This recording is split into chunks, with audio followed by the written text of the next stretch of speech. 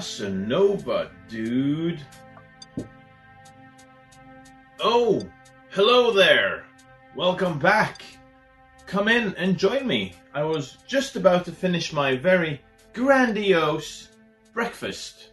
So this is a pizza, but it's also been modified with extra topping and extra cheddar cheese. Yeah. Would you like a slice? No? Okay. Anyway, well, it's summer here in Stavanger. And you guys know what that means. It means it sucks. The weather is crap. It's rainy, stormy. There's no reason whatsoever to be outside. So, therefore, I thought this would be a nice time to stay indoors and check out some cool comic books. Yeah.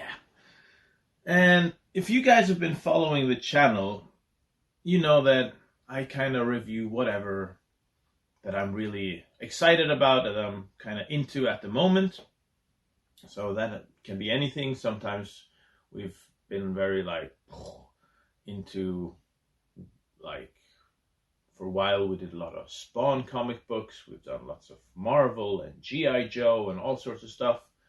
But recently, I've been very excited about Teenage Mutant Ninja Turtles. Yeah. And we did some reviews on The Last Ronin. We checked out the comic book. We've done some unboxing videos on these two bad boys right here. So if you haven't seen those, you can go check them out. And what else Ninja Turtles have we done recently? Yeah, and Paul Christian and I, we're rewatching the old, all of the Turtle movies and eating pizza on our Ninja Pizza show. So you can go see that too. And I mean, there's a new Teenage Mutant Ninja Turtles movie now in the cinema as well. We're going to talk about that at some point as well. So, as you guys can see, Teenage Mutant Ninja Turtles is what it's all about right now. Yeah. And therefore, in today's episode, I wanted to show you guys this really cool comic book. I'll get back to you, pizza. Okay, so today we are gonna talk about Teenage Mutant Ninja Turtles Urban Legends. Yes.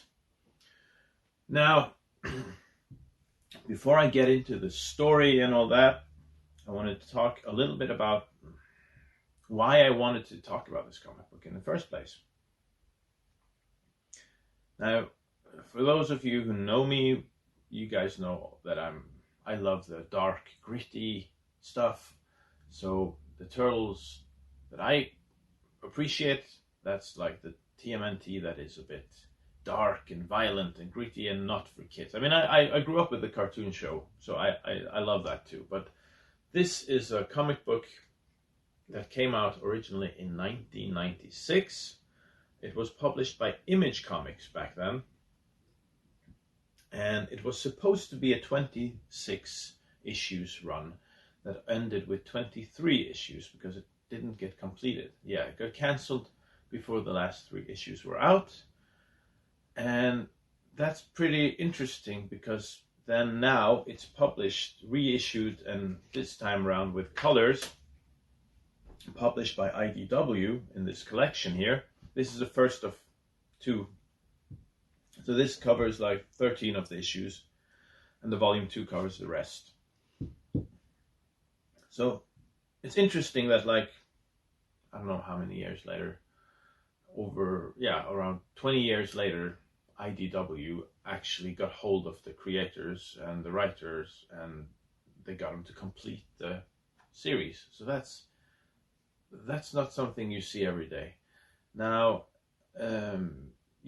so for the first time, you can actually read the whole story. And now, as I said, it's by IDW. And this story, or this comic book originally, was very not just inspired, it was kind of supposed to be as a follow-up to the old Mirage black and white series, the original comics. So it has, again, that same dark, violent, gritty atmosphere, and that is really cool. The illustrations here are amazing. The stories are really cool. Okay, so enough about that. Let's just go over some of the basics. So the story here is by Gary Carlson. The art is by Frank Fosco. And we have some different people involved in the comic book. And again, since this originally came out as an Image comic book, you also have Eric Larson being involved. Of course, he did some inks and stuff. Yeah. Okay then, let's dive into the comic book and what it's all about. So the whole thing, the story starts pretty like straight into the action, with this blast, with this explosion, and we can see Donatello getting like blown to pieces here, and his bow staff is shattered. And then on the next page, we can see that the turtles' lair is being invaded by these big bad cyborgs. And they're kind of caught by surprise, all of them except for Raphael. He hides in the shadows, and he jumps out and attacks the cyborgs, and that gives them like a little bit momentum, and there's a fight. And Leo joins in, and together they take down these cyborgs. But the second they stop the cyborgs, there's this ninja lady that shows up, and she captures Splinter, and she's like, "You guys move and I'll kill your sensei." Yeah, so you can see that here. And then on the next page, she and one of the cyborgs, they kidnap Splinter and Donatello, and they leave the lair, and they fly away in this chopper. So that leaves our three remaining turtles very confused and frustrated, and and then after that we get a flashback scene from Donatello's perspective, because he's in this helicopter and he's kind of totally out of it, half dead, half alive. And we get to see that before the attack, because right before the first page, like what happened before was that they were actually celebrating Donatello's birthday party, and because he was like feeling a little bit left out, Splinter had gotten him some turtles as pets. And then so he goes to the kitchen to get a surprise. They have a cake for him, but there are these guys with guns, and he's like, "Are these also part of the surprise?" Unfortunately not. So they just start shooting. They start shooting, and that's what happened before. And then he suddenly comes out of it. Now he remembers everything, and he's in full panic, and he starts fighting this cyborg, and the ninja lady turns the plane chopper, and Donatello and the one cyborg, they fall out of the chopper, and we can see him like flying down, towards the ground. So after that, we go back to the three turtles, and it's also cool to see like they all have the same color on their bandana. It's not like the purple and blue, and they all have red bandanas, but they're like talking and trying to figure out what to do. And Raphael is like, it seems this cyborg body is still not dead. And then suddenly the head of the cyborg, the decapitated head, starts talking and going into some alert mode. And while they're kind of unfocused and like trying to figure out what's going on with the head of the cyborg's arm or like gun shoots right into Raphael's face. And after that, Michelangelo and Leonardo just like smash that cyborg into pieces. And we see Raphael with like smoke coming out of his face, and he's like, it hurts, Leo, it hurts bad. I can't see very well. How does it look? And we can see like this very brutal image where half his face is kind of blown away. He looks like Two-Face. Yeah, so they go and try to patch him up. And yeah, that's how the whole thing starts. Very dark, very brutal, and very gritty. Now, I don't want to go too much into spoilers. This is a very fun comic book. I mean, fun. It's a very interesting and cool story, and you have different stories. But I'll mention some things. Like, as you can already see on the cover here, Donatello is like a cyborg. And so, again, mild spoilers. So the cyborg that he dragged with him when he jumped or got thrown out of the chopper, he merges with the body of that cyborg, and that's how he becomes this cyborg Donatello. And we have some other cool things. So Raphael, he puts this Casey Jones mask over his face, so you can see Raphael with his Casey Jones mask here. That's pretty cool. He wears that for, big parts of the comic book. And other cool things, you have some funny moments where you have, for example, this one part where you have these bad guys experimenting on different creatures, and there's this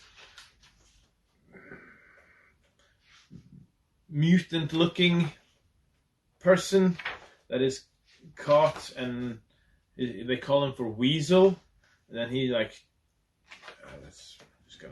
just gonna find it. Where is it? Yeah, here we have him. Yeah, so you have this guy named Weasel, like he's a mutant, obviously, but they don't say that. I mean, they say merely a mutant of some sort, Weasel. Yeah, so this Weasel guy wakes up and he has like these claws coming out of his hands. Very similar to some other character in a different franchise. And he jumps up and tries to attack the leader of the bad guys. And he's even saying Bubba. So obviously this is Wolverine. And then like the ninja lady Pimiko, the lady that kidnapped Splinter, she chops his head off, and that was that. So didn't go too well for Mr. Weasel. We have other like funny things you can kind of recognize. You have this one chapter where Leonardo teams up with this guy who basically is Batman, and they're off on this mission to stop some bat monsters and stuff. So they don't even try to hide who's supposed to be. Yeah. And another awesome, funny little thing is that since this is, or was an Image comic book, we get this really cool cameo or appearance from Savage Dragon. So he shows up and teams up with the Turtles. And that's really cool. Yeah, all in all, this is a very cool, interesting comic book, and I would absolutely recommend you checking it out if you want some good Teenage Mutant Ninja Turtles comics that are not for kids. Then this is something worth checking out.